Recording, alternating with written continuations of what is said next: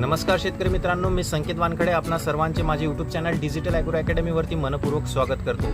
तर शेतकरी मित्रांनो, या व्हिडिओमध्ये आपण जाणून घेणार आहे की नेमकी हरभरा पिकावरती शेंडे खुडणी आपण का केली पाहिजे, किती दिवसानंतर केली पाहिजे आणि शेंडे खुडणी करून कशा प्रकारे ती करण्यात आली पाहिजे, योग्यरित्या ती शेंडे खुडणी कशी केली पाहिजे आणि शेंडे खुडणी झाल्यानंतर त्याच्यावरती कोणती फवारणी आपण घेतली पाहिजे जेणेकरून त्याच्यावरती कुठल्याच प्रकारचा रोगाचा त्या ठिकाणी अटॅक होऊ नये। तर शेतकरी मित्रांनो, ही संपूर्ण सविस्तर माहिती जी आहे ती या व्हिडिओमध्ये आपण जाणून घेणार आहे आणि शेंडे खुडणीचे मी फायदे पण तुम्हाला या ठिकाणी सांगणार आहे। कारण शेंडे खुडणी ही अत्यंत महत्त्वाची असते हरभरा पिकामध्ये। ती जर आपण केली तर नक्कीच त्या ठिकाणी तुमचं उत्पन्न ती वाढवून देते। तर शेतकरी मित्रांनो, ही संपूर्ण माहिती आपण या ठिकाणी जाणून घेऊ। व्हिडिओ जास्त मोठा नाही, व्हिडिओ एकदम शॉर्ट या ठिकाणी होणार आहे, जास्त लेंदी नसणार आहे, छोटाच असणार आहे। त्यामुळे व्हिडिओ स्किप न करता शेवटपर्यंत त्या ठिकाणी बघा, जेणेकरून तुम्हाला सुद्धा ही माहिती जी आहे ती अचूकपणे आणि सविस्तरपणे कळून येईल आणि तुम्ही सुद्धा तुमच्या हरभऱ्याच्या प्लॉटमध्ये शेतामध्ये योग्य अशा प्रकारे शेंडे खुडणी त्या ठिकाणी करू शकाल आणि आपल्या उत्पन्नामध्ये त्या ठिकाणी वाढ करू शकाल। तर शेतकरी मित्रांनो, त्या अगोदर जर तुम्ही आपल्या चॅनलवरती डिजिटल ॲग्रो अकॅडमी या चॅनलवरती जर नवीन असाल तर आपल्या यूट्यूब चॅनलला सबस्क्राईब करून घ्या, नोटिफिकेशन बेलला क्लिक करा, जेणेकरून असेच नवनवीन तुम्हाला शेतीविषयक माहितीचे जे व्हिडिओ राहतील ते सर्वात आधी बघायला मिळतील। तर शेतकरी मित्रांनो, आपण आपल्या चॅनलवरती हरभरा पिकाचं सुरुवातीपासून त्या ठिकाणी व्यवस्थापन करतोय आणि हे पूर्ण शेवटपर्यंत आपण त्या ठिकाणी करणार आहे, त्यामुळे चॅनलला जुळलेले राहा। चला तर आता वेळ वाया न घालवता आपण आपल्या विषयाकडे येऊया। तर शेतकरी मित्रांनो, पहिला आपण पॉईंट घेणार आहे की हरभऱ्यामध्ये शेंडे खुडणी नेमकी कधी करावी। तर शेतकरी मित्रांनो, हरभरा पिकामध्ये शेंडे खुडणी ही करत असताना आपल्याला 25व्या दिवसापासून त्या ठिकाणी स्टार्ट करायचं। शेंडे खुडणीला 25 ते 30 दिवसांच्या या गॅपमध्ये आपल्याला शेंडे खुडणी आपली आटपून घ्यायची आहे, हे त्या ठिकाणी तुम्ही लक्षात ठेवा। 25 ते 30 दिवसांच्या मधातच तुम्हाला शेंडे खुडणी करायची आहे, त्याच्यानंतर तुम्हाला लेट करायचं नाही आहे, त्याच्यानंतर तुम्हाला शेंडे खुडणी करायची नाही आहे। कारण तुम्ही जर नंतर लेट केलं तर त्याचा विपरीत परिणाम तुम्हाला दिसून येईल, उत्पन्नामध्ये तुम्हाला घट झालेली दिसून येईल।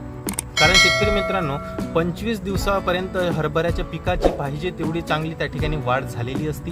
त्या वाढीच्या वेळेसच आपल्याला जे आहे ते ग्रोईंग पिरियडमध्ये असतं, ते जे हरभऱ्याचं झाड जे आहे ते ग्रोईंग प्रोसेसमध्ये असतं, त्यावेळेस जर आपण त्याची शेंडे खुडले तर त्यावेळेस त्याची एनर्जी जी आहे ती डायव्हर्ट होत जाती आजूबाजूला आणि फांद्या जास्तीत जास्त त्या ठिकाणी फोडती।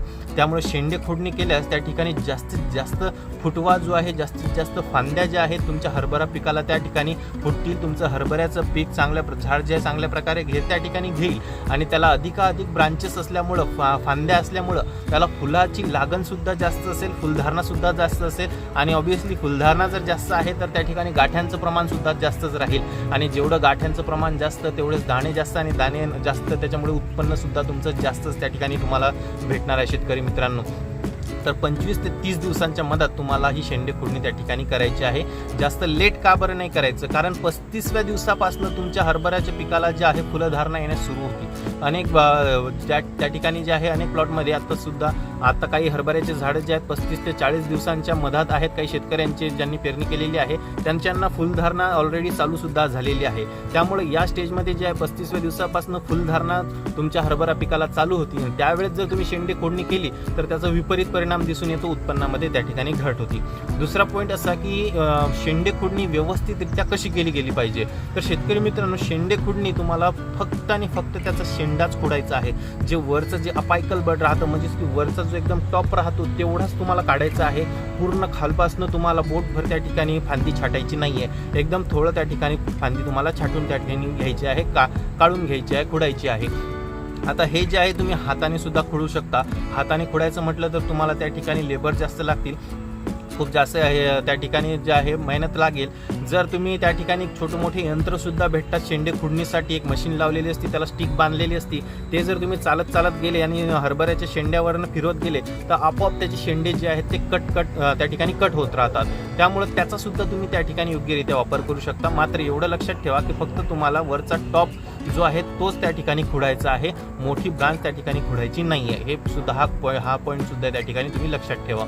आता शेतकरी मित्रांनो, तिसरा पॉईंट असा की जेव्हा आपण शेंडे खुडणी करतो, शेंडे खुडणी केल्यानंतर एक त्या ठिकाणी जे आहे एक द्रव्य त्या ठिकाणी त्या शेंडे खुडल्यानंतर बाहेर येतं. त्या द्रव्यामुळे काय असतं, हे द्रव्य चिकट द्रव्य असतं आणि ते बाहेर येतं. आता याला अशी रिक्स राहते की याच्यावरती बुरशीचा अटॅक जो आहे तो होऊ शकतो. त्या चिकट पदार्थामुळे त्याला बुरशी लागण्याचे खूप मोठे चान्सेस असतात.